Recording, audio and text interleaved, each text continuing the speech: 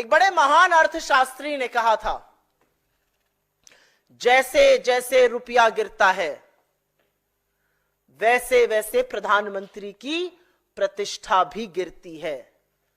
मेरे सूत्र तो मुझे बता रहे हैं कि प्रधानमंत्री आवास और कार्यालय में बड़ी खुदाई चल रही है। ढूंढा जा रहा है खुदाई कर करके कि कौन से गड्ढे में प्रधानमंत्री की प्रतिष्ठा जाकर घुस गई है। पता नहीं आपके सूत्र आप लोगों को बता रहे हैं कि नहीं बता रहे हैं। रुपया अपने सबसे निचले स्तर पर $1 के मुकाबले, प्लीज चेंज द ग्राफिक, 87 के पार लगाने को बेआबरू है। 86-95 तक आ गया था, फिर थोड़ी विदेशी मुद्रा भंडार को कम किया गया, जैसे तैसे 86-30 पर संभाला गया, लेकिन कुछ ही दिनों और कुछ ही घंटों की बात है, 87 भी पार हो जाएगा। और यहां पर इसलिए यह बात बतानी जरूरी है क्योंकि जब नरेंद्र मोदी इस देश के प्रधानमंत्री बने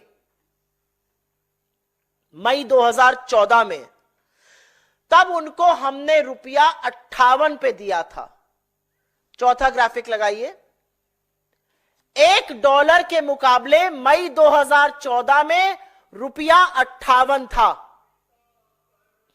जनवरी 2025 आते आते वो 87 पहुंच गया है। अकेले नरेंद्र मोदी ने रुपए को 50% डुबो दिया, रुपया पतला होता जा रहा है, यही कहते थे वो, और उसको पतला वो करते जा रहे हैं। और ये भी कहते थे मैं शासन में बैठा हूं, मैं समझ सकता हूं। अब तो आप प्रधानमंत्री बने बैठे हैं, क्यों नहीं समझ पा रहे हैं? 58 पे रुपया दिया गया, उसको 87 पे पहुंचाया, मतलब 29 रुपए के करीब करीब रुपया गिरा, और 50% डाउन है रुपया नरेंद्र मोदी जी के शासनकाल में। और ऐसा नहीं है कि रुपए को बचाने के लिए कुछ किया नहीं गया, पूरी ताकत लगाई जा रही है आरबीआई की ओर से। विदेशी मुद्रा भंडार, अगला ग्राफिक दिखाया जाए, 5वां। सितंबर 2024 में पीक पर विदेशी मुद्रा भंडार था $704 बिलियन।